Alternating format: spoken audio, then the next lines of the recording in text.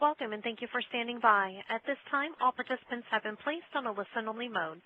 During the question and answer session, please press star followed by 1 on your touch-tone phone. Today's conference is being recorded. If you have any objections, please disconnect at this time. I'd now like to turn the conference over to Kelly Holloway. You may begin. Thank you. And on behalf of the U.S. Department of Commerce's Trade Information Center, I appreciate very much all of our participants joining us today for our program on understanding export controls. This webinar is one of a series from the Basic Guide to Exporting program that's designed to help companies new to exporting or help train staff new to supporting export activities. You'll see the URL on the welcome slide here where you can find a schedule of programs. And do know that this series repeats in the fall. There will be new content added, so I encourage you to check back. I should also point out that our past programs as well as upcoming ones, our past programs here you'll see some listed above the archived webinar note. Those are all online and can be viewed, the presentations with audio, the whole bit. So if you've missed something in the past or there's a topic you want to be refreshed on, please check there. It's a great program, a great series, and it has an important objective, which is to better prepare American companies to export and export more. And we're supporting this program as part of the administration's National Export Initiative, which has the objective of doubling U.S. exports in 5 years, a very aggressive goal. An important part of that is getting the information into your hands so that you can better, more smoothly and seamlessly facilitate your export transactions. For this hour-long program, we're pleased to welcome Doug Bell, Export Counselor for the Bureau of Industry and Security of the Department of Commerce. Mr. Bell has been with BIS for more than 9 years, and he will admit to you that he's taken every question at least twice over, so give him your best shot today. Today he'll provide a basic level of understanding of the export licensing process. Otherwise, the terminology alone can be like a foreign language.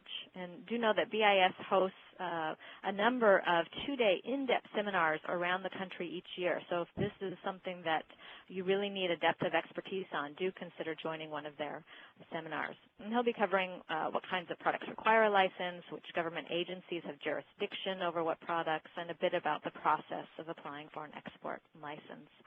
And then after his remarks, you'll hear from Michael Zitnick, who is part of the compliance team at the Treasury Department's Office of Foreign Asset Controls. Michael's a member of the Sanctions Compliance and Evaluation team, and since 2006, he's worked in various capacities for OFAC, specializing in matters relating to international banking, trade finance, and money service businesses. He also has been involved in addressing compliance-related matters involving situations of kidnap and ransom.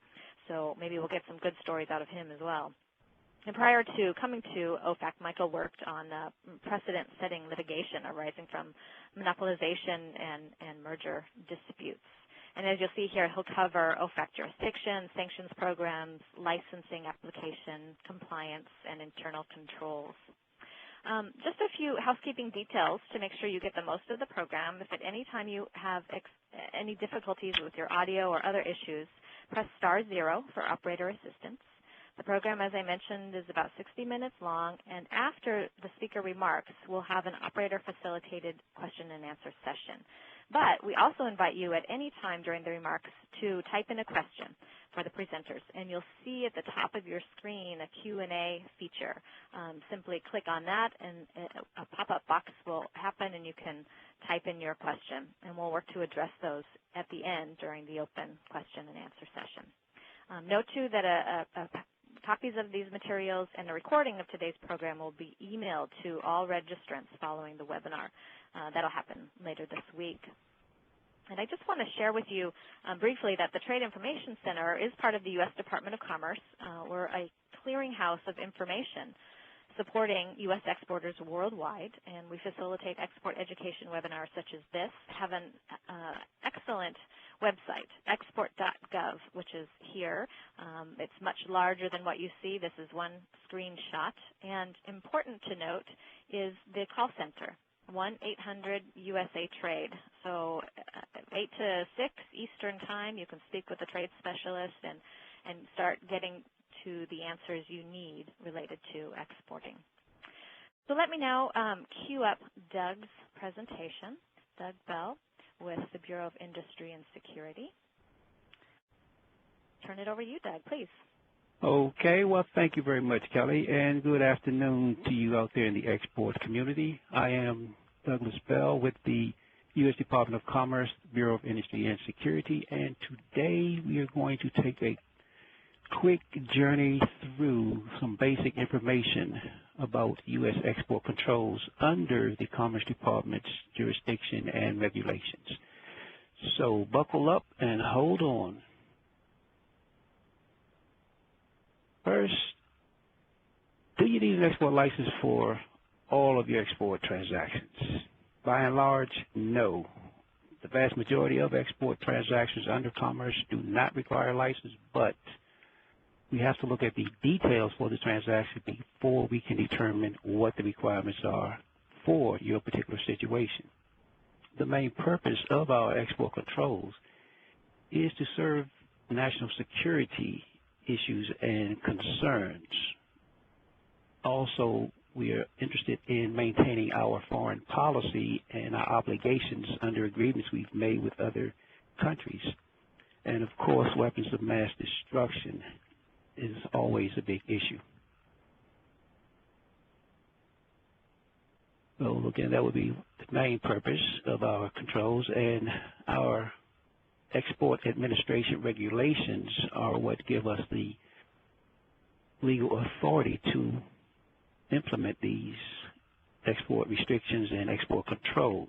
And our export administration regulations, commonly referred to as the EAR, apply to what's called a dual-use item. It sounds ominous, but in reality, it's simply any item that has not in any way been made to military specifications. That basically is a dual-use item. So as you look around the office or the location where you are currently, most of the items in that vicinity would be dual-use items. So it's not as ominous as it sounds, but our export administration regulations would cover dual-use items. And since there are so many items that have not been made to military specifications, we have a broad jurisdiction, but as we look at the details of the transaction, it's determined that a very, very small percentage of transactions subject to our jurisdiction will actually require the export license. So broad jurisdiction, very narrow focus. Our export administration regulations actually would extend to all items in the U.S., but also certain items located outside of the U.S. So when I mention all items in the U.S., if your item is being shipped from the U.S., even if the item was not manufactured in the U.S., that item, because it's now being shipped from the U.S., is subject to U.S. export laws and regulations. And the items outside of the U.S., again, if it was shipped from the U.S., no matter where the item lands, if it's at that point re-exported to another destination, another customer, another country, that also would be subject to U.S. re-export laws and regulations. We also have concerns about the activities of U.S. persons, so you can't facilitate weapons of mass destruction research and development without prior U.S. government authorization. And the last bulletin, it's really going to catch a lot of people off guard because in theory, you can kind of follow an export transaction. You physically see something leaving the U.S. heading to a destination outside of the U.S. With a deemed export, nothing leaves the country. The export takes place when a foreign national comes into the U.S. and gains access to controlled level technology or information within the U.S. So unfortunately, deemed export transactions are occurring on a daily basis, and a lot of the participants are not aware of that. So again, we treat the fact that the foreign national is here in the U.S. gaining access to this controlled technology as if you shipped that controlled technology to their home country. The Commerce Department, and in particular the Bureau of Industry and Security, does not work alone. We are not in a vacuum. There are other agencies involved with implementing U.S. export controls, and Michael will be more than happy to share with you guidance from the Department of Treasury Office of Foreign Assets Control, but there's also the U.S. Department of State, and they would have jurisdiction over items made to military specifications, Department of Justice, Drug Enforcement, and the Department of Energy. So again, the Department of Commerce does not work alone in implementing U.S. export controls. Now, because we have to look at each transaction case by case, we must review the exact details of that situation before we can verify what the requirements are. And those details would start with, what exactly are you exporting? What is the item? What is the commodity?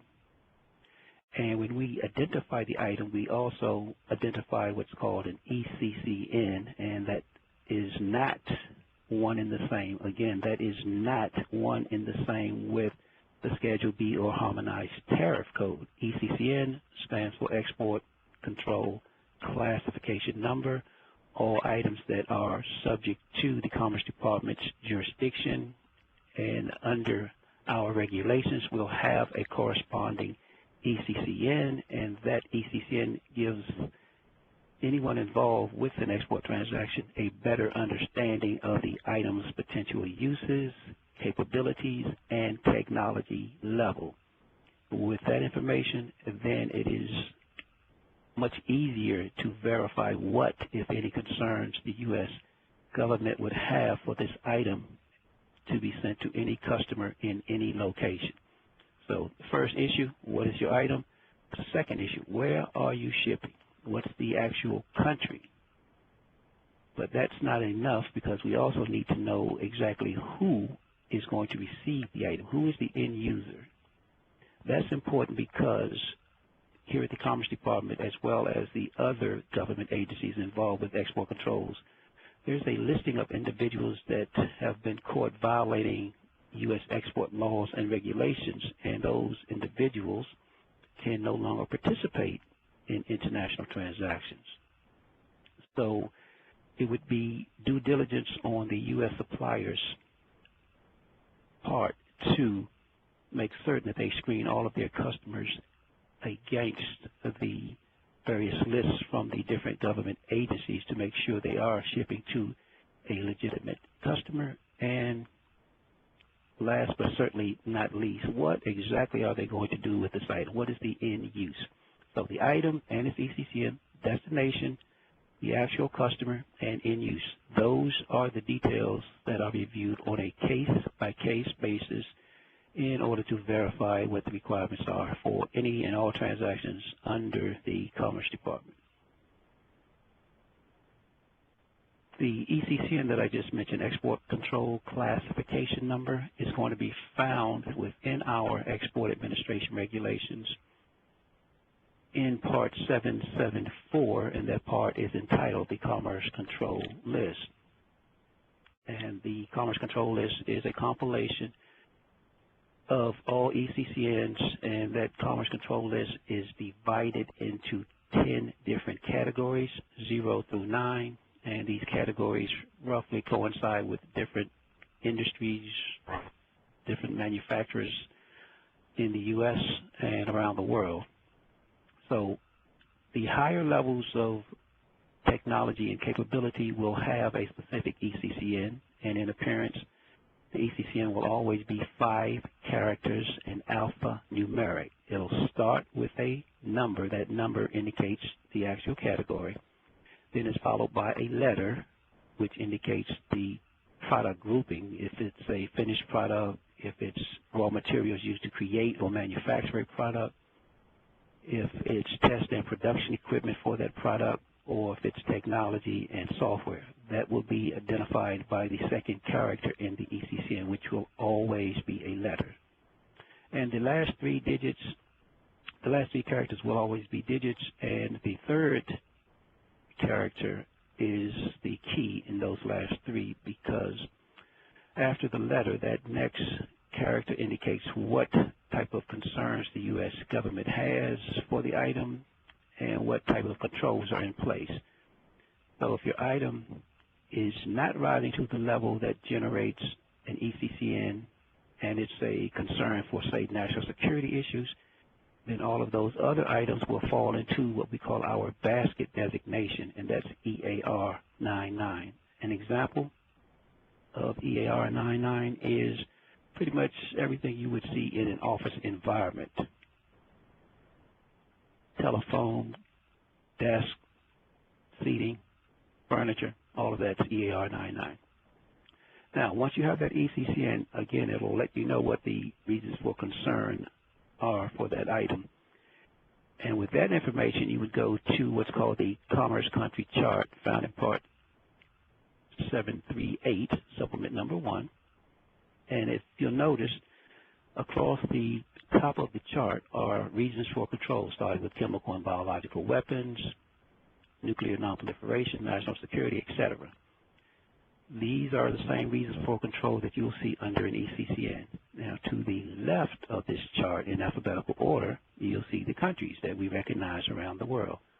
So you identify your ECCN, you'll know which one of these controls apply to your item, you look for your country, and as you go across the chart, if there's an X under any of the reasons for control that you found under your ECCN, that means at that point the combination of your item and its potential uses going to that country raises enough concern to the U.S. government that an export license is required. So that's how that case-by-case scenario would work.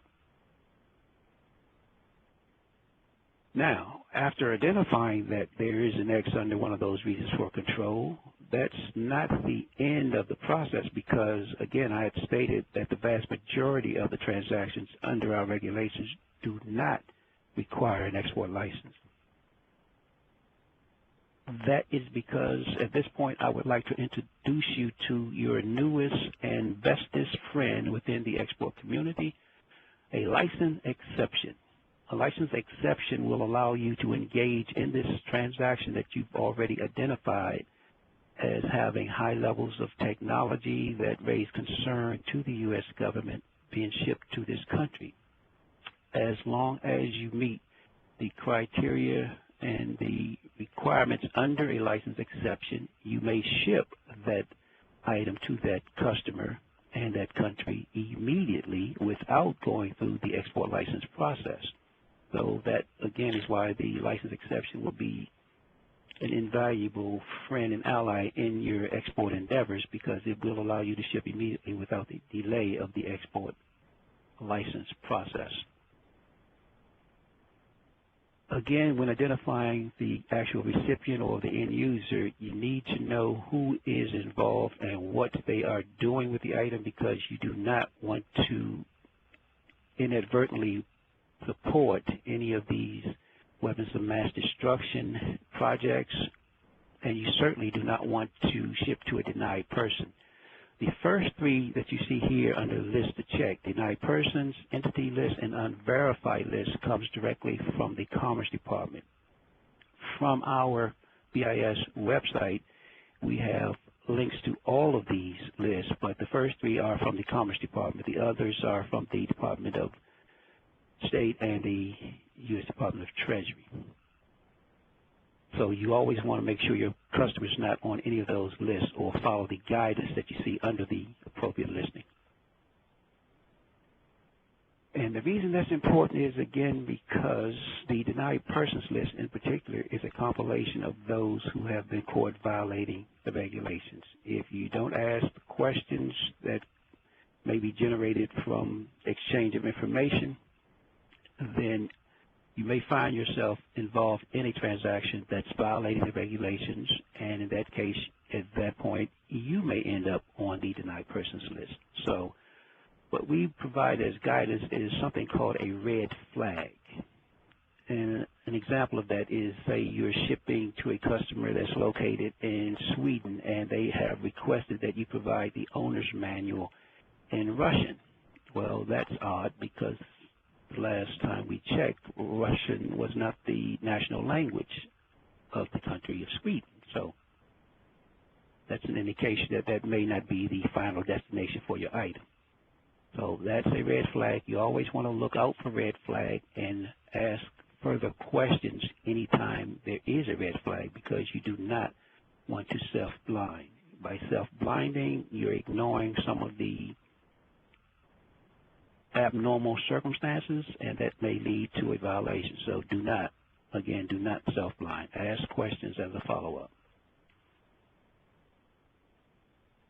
And if you fail to do so, you're possibly looking at either civil or criminal sanctions and penalties. On the civil side, you'll get a fine possibly upwards of $250,000 per violation and denial of export privileges. If the violation rises to the level that it is treated under criminal penalties, then the fines are escalated up to 7 figures, and that's $1 million per violation. Also, you will be, at no additional expense to yourself, be provided with a new wardrobe, and that will be the color of orange every day for the next 3 to 5 years possibly. And oh yeah, by the way, you'll no longer be able to export. So if your company was created mainly for international transactions, you can see that could put a dent in your ability to operate your company.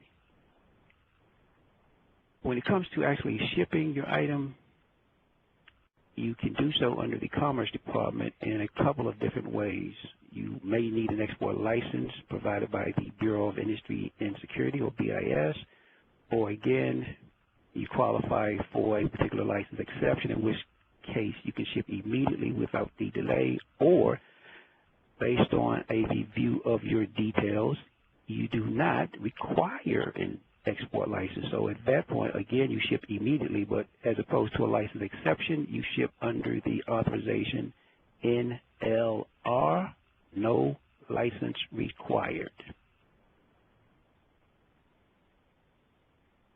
We here at BIS are glad to be a part of the outreach efforts in the National Export Initiative. Our information is available from the BIS website, www.bis.doc.gov. You can also call the office, 202-482-4811, to receive one-on-one counseling. And the Export Administration regulations are available online as well. From that BIS website, we have brochures and publications, frequently asked questions, and we have recently opened a online training room where we have webinars and videos. So we are here. Anytime there's a question about your requirements under our regulations, don't hesitate to either go to our website, contact the office for that guidance, and here's the contact information for the Washington, D.C.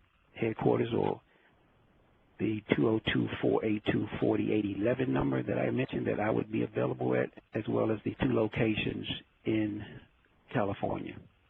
And as far as any questions on possible violations, we have an 800 number to the Office of Export Enforcement for their guidance. So, in summation, always plan ahead, because you want to make sure that your transaction does not require an export license, or if it does, you give yourself enough time to apply for that license. Because each application submitted to the Commerce Department is reviewed case by case, processing time will vary, so you don't want to delay your shipment and create bad blood with your customer. So again, plan ahead, know your ECCN, know where it's going, know who the recipient is, and what they're going to do with the item.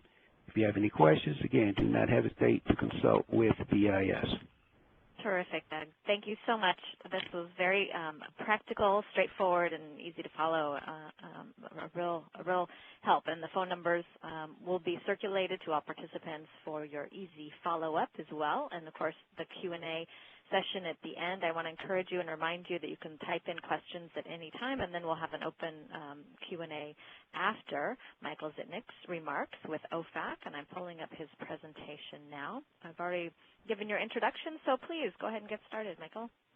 Thank you very much. Well, first of all, we'd just like to thank Kelly and the U.S. Commercial Service for allowing us to participate in today's webinar on understanding export controls. Again, my name is Michael Zitnick, and I'm with OFAC Sanctions Compliance and Evaluation Division. And today we'll be touching briefly on economic sanctions and export controls. Okay, so first question, who is OFAC? OFAC is the Office of Foreign Assets Control, and we are within the U.S. Department of the Treasury. OFAC administers and enforces economic and trade sanctions against targeted foreign governments, individuals, entities, and practices. OFAC acts under presidential national emergency powers as well as authority granted by specific legislation to impose controls on transactions and freeze assets under U.S. jurisdiction. Many of the sanctions are based on United Nations and other international mandates, are multilateral in scope, and involve close cooperation with allied governments. Now, we just listened to Doug give a fantastic overview with respect to BIS regulation and export controls, and I think that this slide is quite helpful to kind of show some of the differences that exist between sanctions and export controls. With sanctions, we have a comprehensive use of U.S. economic force based on foreign policy goals. Sanctions block assets and restrict trade and financial transactions. Sanctions are used against specific targets and their agents. Primarily, OFAC expertise is financial, and with sanctions, jurisdiction is primarily limited to U.S. persons and citizens, whereas with export controls, the export controls control dissemination of dual-use products and technology to destinations and end users throughout the world. BIS expertise includes engineering and product knowledge used for product classification, and jurisdiction is U.S. persons as well as goods and technology. Now, I'd like to touch briefly on OFAC's jurisdiction. With respect to individuals, OFAC jurisdiction is limited to U.S. citizens and permanent resident aliens located anywhere in the world. And this would also include individuals, regardless of citizenship, physically located in the United States. Now, turning to corporations, OFAC jurisdiction is limited to corporations organized under U.S. law, including foreign branches of U.S. companies, and those corporations physically located in the United States, including U.S. branches, agencies, and representative offices of foreign corporations. Now, I will place one caveat here, is that under the CUBA program, in terms of corporations, would include U.S. subsidiaries. But for the other sanctions programs that are administered and enforced by the office, you really would just want to look at this slide right here in terms of our jurisdiction. And one quick note is that OFAC does operate under a clause of strict liability. So to the extent that you knew or did not know if the violation or apparent violation occurred, it certainly could be looking at potential enforcement action. And certainly we'll have a chance later on in this presentation to discuss the sort of enforcement aspects of OFAC as well as the development of a compliance program. Okay, now want to touch briefly on the various sanctions programs that are administered and enforced by the office. They can be broken down largely into three groups: comprehensive programs, limited programs, and list-based programs. Comprehensive programs include Sudan, Cuba, and Iran sanctions, and generally these sanctions are they generally prohibit trade-related transactions and can also include individuals and entities that appear on OFAC's SCN list, which we'll discuss shortly. In terms of limited programs, limited programs as administered by OFAC include Burma, diamond trading, North Korea, and Syria. These programs are not limited to individuals and entities that appear on OFAC's specially designated nationals list, but may also include additional controls such as a prohibition on importation of products. So, for example, in the Burma sanctions, generally speaking, it's prohibited for U.S. persons to import a product of Burmese origin. And then lastly, we have our list-based programs, which include which are activity and regime-based. So, for example, anti-terrorism, non-proliferation, counter-narcotics trafficking, and then a host of regime countries as well. So just to touch on this a bit more, in terms of the comprehensive programs, once again, imports and exports are generally prohibited.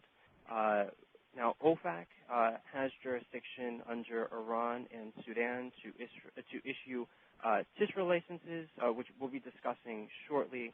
TISRA stands for Trade Sanctions Reform and Export Enhancement Act.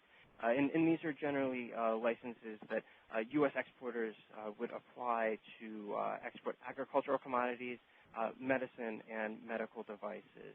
And the Bureau of Industry and Security has jurisdiction over Cuba. Now, in terms of limited programs, the prohibitions do vary, as we were discussing earlier. They're not list-based entirely, and may impose certain restrictions that certainly are pertinent for exporters. So, as we were discussing earlier, imports of products of Burmese origin would be impermissible. Similarly speaking, for products that are from North Korea, that would also be impermissible for those to be imported into the U.S. The Syria program is another good example. Another good example of a limited sanction would be one in which a U.S. person would be prohibited from receiving a gift or donation from the government of Syria. Now, in terms of OFAC's list-based sanctions programs, regimes, we have Balkans, Belarus, Zimbabwe, Cote d'Ivoire or Ivory Coast, Congo, Liberia, Iraq, Lebanon, Libya, Somalia, and Syria. Now, generally speaking, with respect to these programs, primarily the only concern is ensuring that you are not dealing with an individual or entity that appears on OFAC's list of specially designated nationals and blocked persons. And generally speaking, all transactions with specially designated nationals and blocked persons are prohibited. Now, I will tell you that with respect to the Libya program, it is a little bit broader. It is still list-based, but transactions with respect to the government of Libya, its agencies, instrumentalities, and controlled entities would be prohibited. So keep in mind that you won't necessarily see those all of the government of Libya's agencies, instrumentalities, and controlled entities appearing on the SDN list. But I think that one quick word of wisdom here is, to the extent that you have a transaction involving an OFAC sanctioned jurisdiction, whether it's primarily a list-based program or a comprehensive program, certainly don't hesitate to kind of put things on hold for a second. Certainly visit our website or give us a call at any time, and we'd be more than glad to discuss what the implications may be regarding the sanctions program. Now, in terms of activities, again, terrorism, weapons proliferation, and narcotics trafficking, with respect to these sanctioned activities, primarily you're looking at those persons that appear on the SDN list. Okay, now, this leads perfectly into sort of an overview of specially designated nationals. SDNs there are over 6,000 individuals and entities that have been identified by OFAC. And these are individuals, entities, vessels, banks who are owned, controlled by, or acting on behalf of targeted governments or groups. Now, the SDN list can be updated quite frequently, so I think it's always very important to make sure that you're using the most up-to-date version of the SDN list. And that is publicly available on our website, which we'll get into a bit later on in the presentation. One thing that I will say is that generally speaking, for those of you who may be a bit unfamiliar with the SDN list, while it does include a listing of of certain individuals and companies and vessels, generally speaking, along with a designation will be a whole host of other biographic information that can be used when reviewing a potential match. So to the extent that you have, let's say, for example, a John Smith who's attempting to do business with your firm, and let's just say for purposes of example, there's a John Smith that appears on the SDN list. Generally speaking, with that designation, on the SDN list, John Smith's date of birth will be provided, his nationality, citizenship, address information, other biographic or government-issued identifiers such as passport information. To the extent that the individual is a U.S. person, you very well may find their Social Security number as well. And we do have steps available on our website as to how to best determine if a potential match is, in fact, a true match to the SDN list. And also we're also freely available on our compliance hotline. So to the extent that you have any questions with respect to potential SDN matches, please don't hesitate to give us a call. Now, applying for a specific license, as we were discussing with respect to our comprehensive programs a bit earlier, Iran and Sudan, we certainly have U.S. exporters have the ability to apply for TISRA licenses to export agricultural commodities, medicine, or medical devices to Iran or Sudan. And brand new, we have an online application system.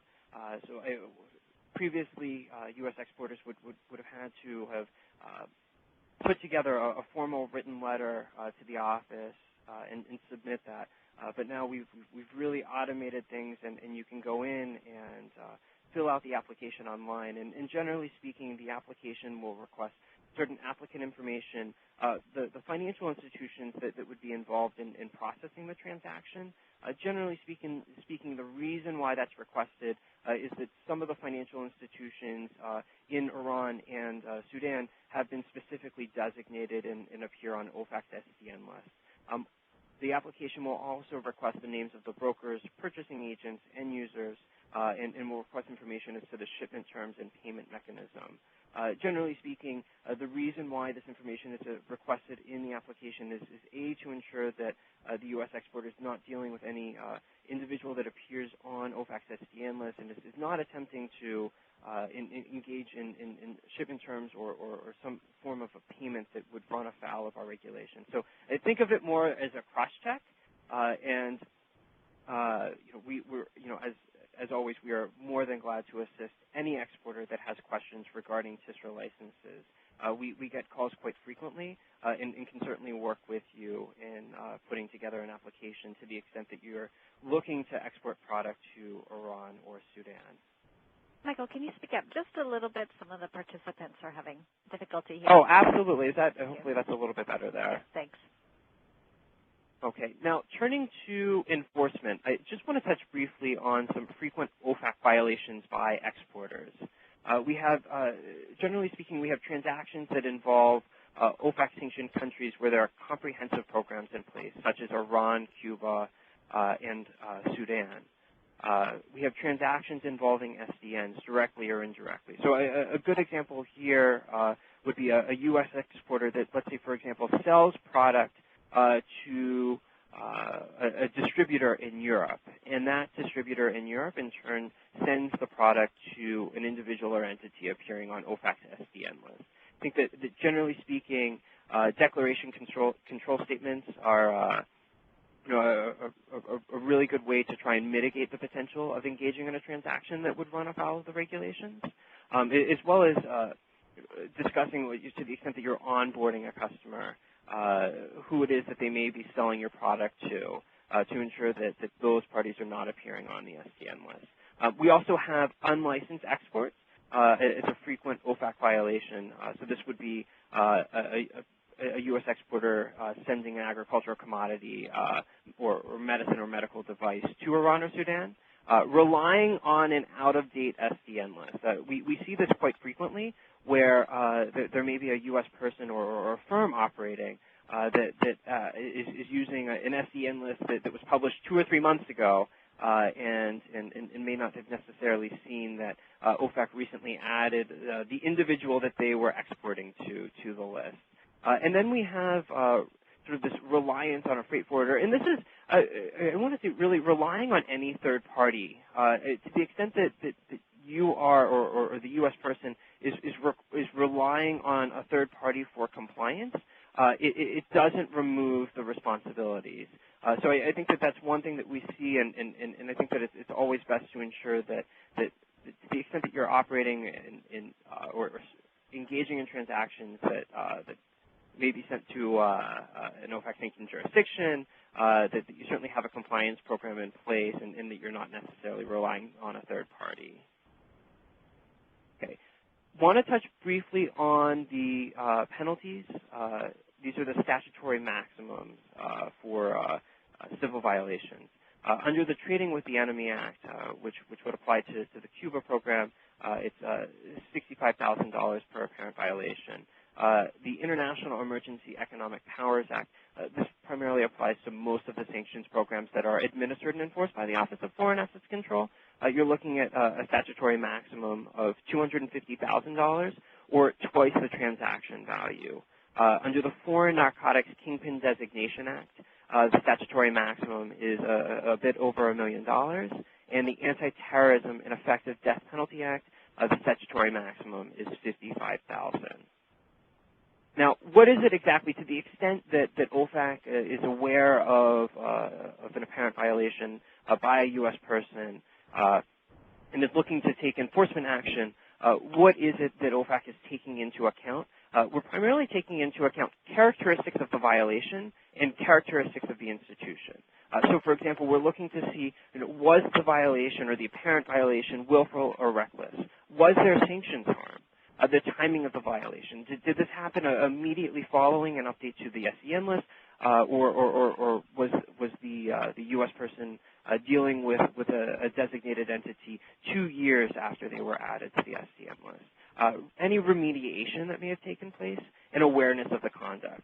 Was this something that they did knowing that this could happen, or were they primarily unaware of the conduct that was taking place? So a good example here would be sending product to a third party, and that third party then exporting the product to either a sanctioned jurisdiction or an individual or entity appearing on the SCN list. In terms of characteristics of the institution, individual characteristics, is this a small exporter that's just starting to export, or is this a large commercial enterprise that has operations all over the world? Whether or not there's a compliance program in place, any cooperation with OFAC, previous enforcement actions, and certainly the future compliance and deterrent effect. And then there are also other relevant factors that could be taken into account. Now, I will say that there is a link down here, which I just went ahead and put a check mark next to it. Certainly, to the extent that you'd like to read our 2009 guidelines in more detail, please feel free to visit the link below. Okay, now, how is it that you stay out of harm's way and are not engaging in activities that would necessarily run afoul of OFAC's regulations? Just want to touch on developing a compliance program. There are really 5 main areas that you want to look into, and certainly to the extent that you have any additional questions or concerns, please don't hesitate to shoot me an email, and I'd be more than glad to follow up for anyone that's just starting to export. Or even if you've been exporting for some time and have further questions, please feel free to shoot me an email or give us a call on the hotline. It really starts with setting a responsible individual. So who is it that's going to take ownership and that's going to be responsible for the OFAC compliance program? From there, you'd want to really do a risk assessment. Some questions that you should be asking would include, one, am I exporting to an OFAC sanctioned jurisdiction already? Or are the parties that I'm doing business with, are they in turn dealing with individuals or entities that appear on OFAC's SCN list? From there, after completing your risk assessment, you'd want to move to look to your internal controls or due diligence. What is it that I can put into place that's going to mitigate the potential of our firm engaging in a transaction that runs afoul of the regulation? and then from there, testing those internal controls and those due diligence practices that have been put into place, and always recommend either an internal or external audit to assess how well the risk assessment, the internal controls, and the testing is really working. And then, of course, training. I think it's important that all staff that may have any interaction or any dealing in transactions relating to exports or understand OFAC regulations, or at least on a high level, have some basic knowledge of OFAC sanctions programs. Okay, now just touching briefly on the OFAC website, which is available at www.treasury.gov/OFAC. From there, if you select the Resource Center, which I'm going to go ahead and put a check right about that right now, from there, you'll see a list that will pull down, and if you select financial sanctions, the page that we've taken a snapshot of will appear before you. And there are three main links that I just want to draw your attention to. One would be the specially designated nationals list. The second would be OFAC recent actions.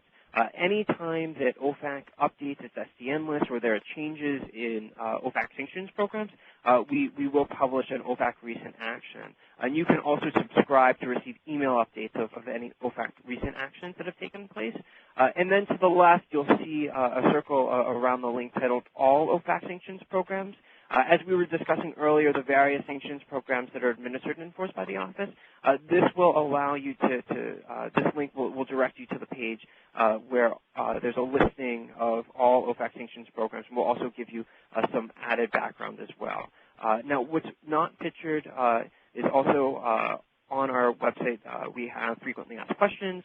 We have contact information, which I'll also be providing shortly, and industry guidance that's tailored for specific industries.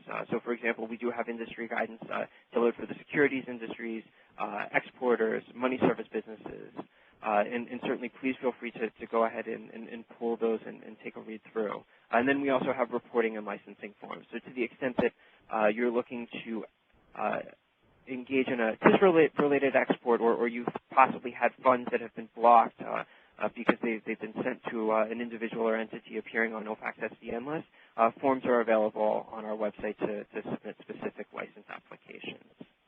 And lastly, I just want to go ahead and provide our contact information here. There's our local and toll-free hotline numbers for OFAC's compliance division. If you have any questions at all pertaining to U.S. sanctions programs, please don't hesitate to give us a call at any time. And then also my email is also below.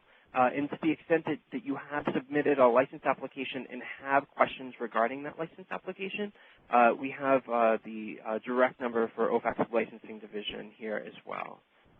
And with that, I'd like to conclude by thanking everyone for allowing me to participate today, and I'd like to go ahead and turn it back over to Kelly.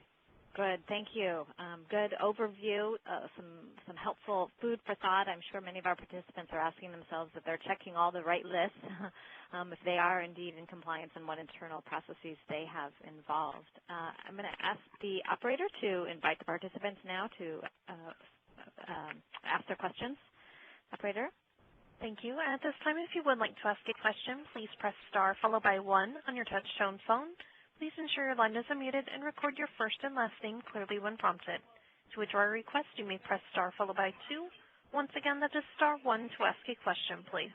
Thank you. While we're waiting for the first question to come in, a question for you, Michael, and one of the participants is asking for clarification on what a clause of strict liability means. If you could explain that a bit.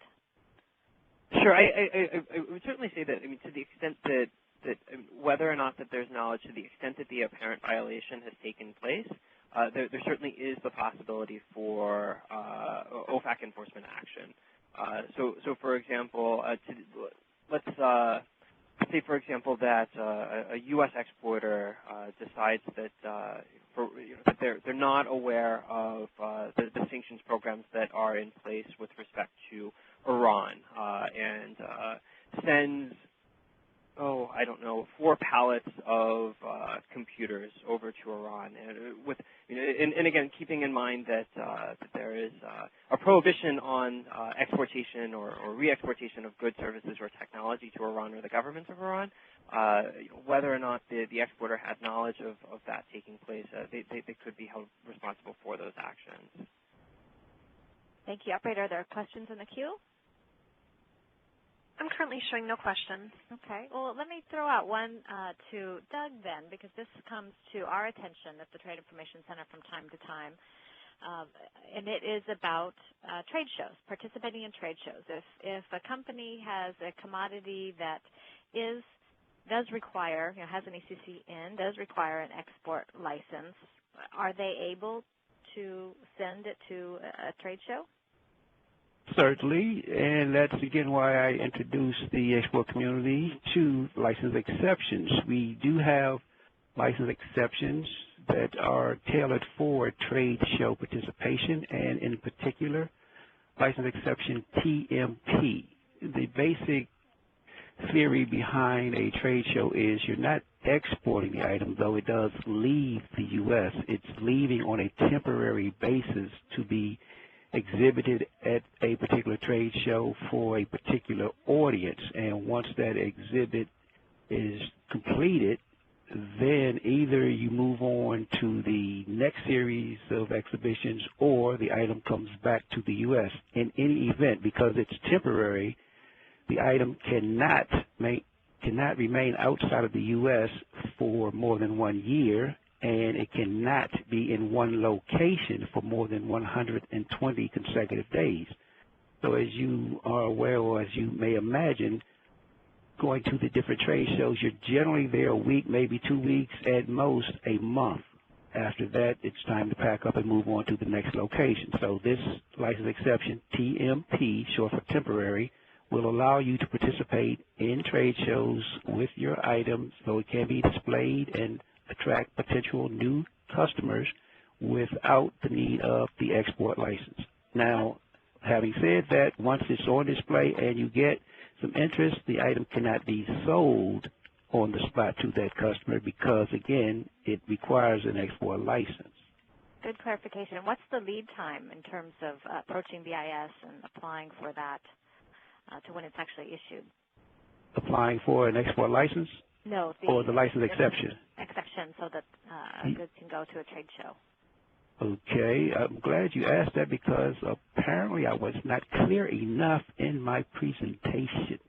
You do not have to apply for an export license, for a license exception. You apply for the export license. So once you've gone through the steps identifying what you're shipping, where it's going, and if there are concerns by the U.S. government, when you know you need an export license, at that point you review the license exceptions. All of the license exceptions are found in Part 740. If you meet the criteria stated under a license exception, and we can go back to the example I just used, TMP, temporary, the item is a high level of capability and technology, but it's only going out of the country for display. It's not being sold. It's coming back after the exhibition is over.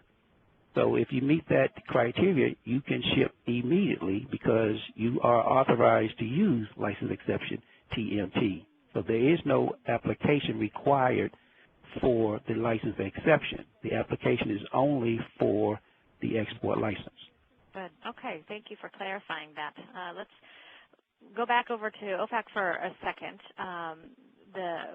The SDN list is very large. A good practical question from a participant: is there any easy way to check it? What is the most efficient, expeditious way to check the SDN list?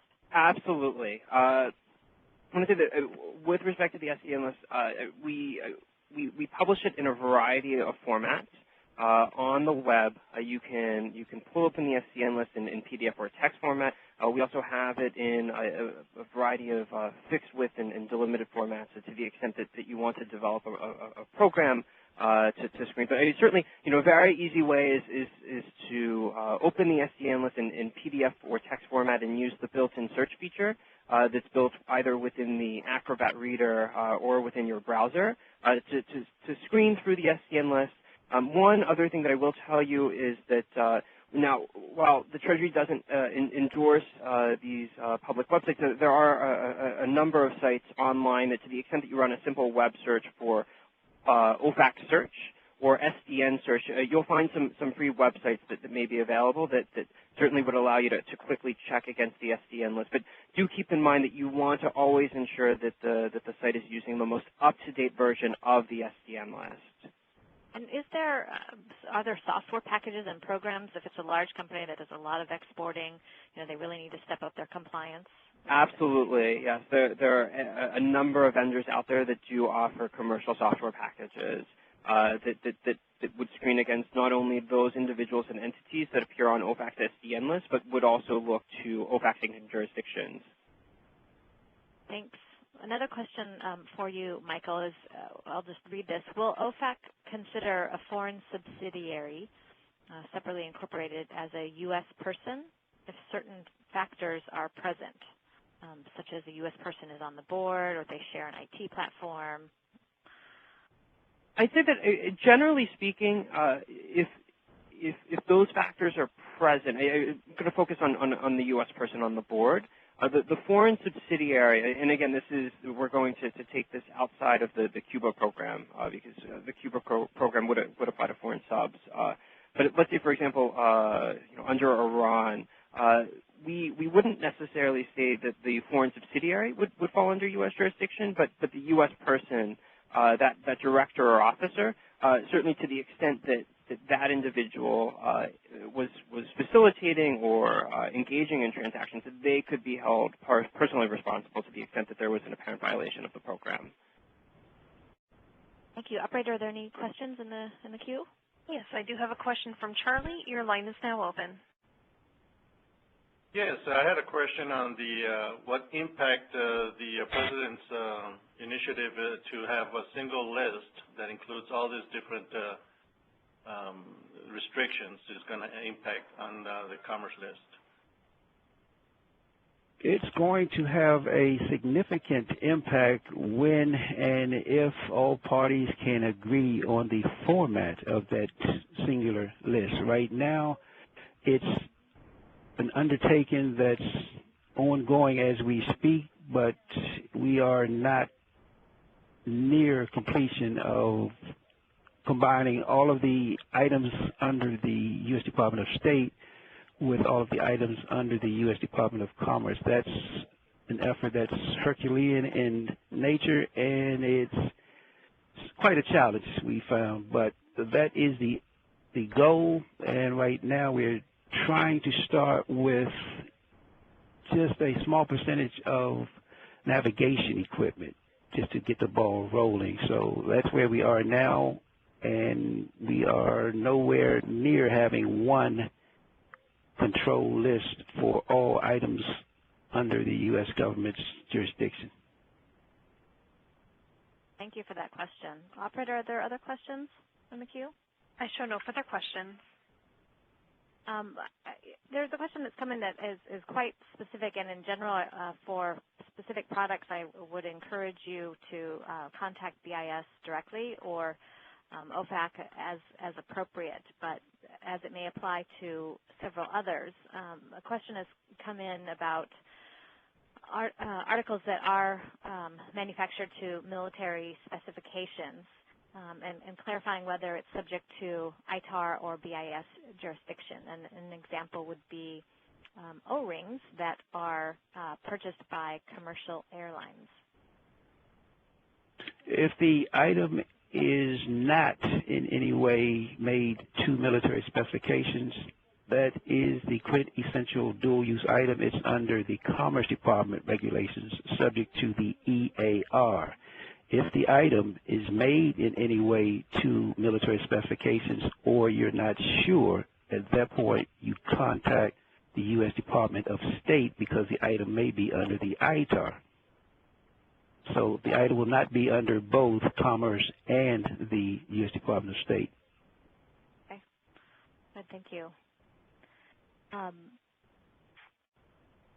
Diamond trading. What are the prohibitions for diamond trading, Michael? Okay, great question. generally speaking, the prohibition pertaining to diamond trading would be one where there's a prohibition on the importation into or the exportation from the United States of any rough diamond from whatever source, unless the rough diamond has been controlled through the Kimberley Process Certification Scheme. Okay, hopefully that'll be enough for the participant. And if not, again, Michael has generously offered to follow up with any questions you may have.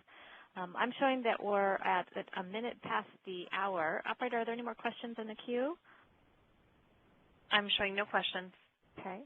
I'm going to then read one other that came in, typed in, and we'll remind the participants that we'll provide you with a recording of the presentation of the program and the presentation materials following the event later this week. And so this last question is saying that I've seen NLR and EAR entered on an EEI, so related to some of the documentation for the export. Is there a difference between these designations when entering it on the EEI? Is that something you would know, Doug? Yes, and actually, Kelly, before I jump into this nice bowl of alphabet soup, NLR, EAR, EEI, the distinctions are simply NLR is the export authorization by the U.S. government. You can ship this item with no license required, NLR. EAR 99 identifies the item's potential uses, capabilities, and technology level. So they are not one and the same. And yes, they are often used in conjunction with one another, because when you're exporting EAR 99 items, or items that are either consumer type products or operating at the low end of a particular industry, there is no concern by the U.S. government for this item and its potential uses. The concern would be whether it's been sent to an embargoed country, sent to an end user involved with weapons of mass destruction research and development, or being sent to a denied party. So that's the distinction. NLR is your official authorization to ship, and EAR 99 would be the indication that your item is a very low level of capability or technology and or a consumer product. An important distinction. Thank you. I'd like to invite Doug and Michael to make any last comments or important messages that you would like to leave with our participants. Certainly. You want to start this off, Michael? Sure. Just okay. to I guess close out the call, I would say that we know that certainly questions can come up pertaining to OFAC's regulations, and do not hesitate to give us a call. We're certainly here and really glad to help in walking through even the most complex back patterns that you want to present, and certainly would provide guidance as to how to move forward on any transaction where there's a question on sanctions programs. Okay, and I would like to at this point thank Kelly and also Michael for participating in this webinar. And as Michael has pointed out, we here representing the U.S. government, we want to assist you in any way we can. We have our contact information available online and direct contact through email to ourselves. And anytime anyone has a question on their requirements under the Export Administration regulations, please do not hesitate to contact the Commerce Department, either going directly to our website or making use of email and phone number information, so we can address those issues and we can get these exports flowing again. Wonderful. Thank you both so much for sharing your time and expertise with all of our participants and your generous offer to help them individually should they contact your respective organizations. And on behalf of the U.S. Department of Commerce, the Trade Information Center, thank you to all our participants. We look forward to seeing you on a future Basic Guide to Exporting webinar. Have a good day. Yes, yes. Thank you. This does conclude today's conference. Thank you for participating. You may disconnect at this time.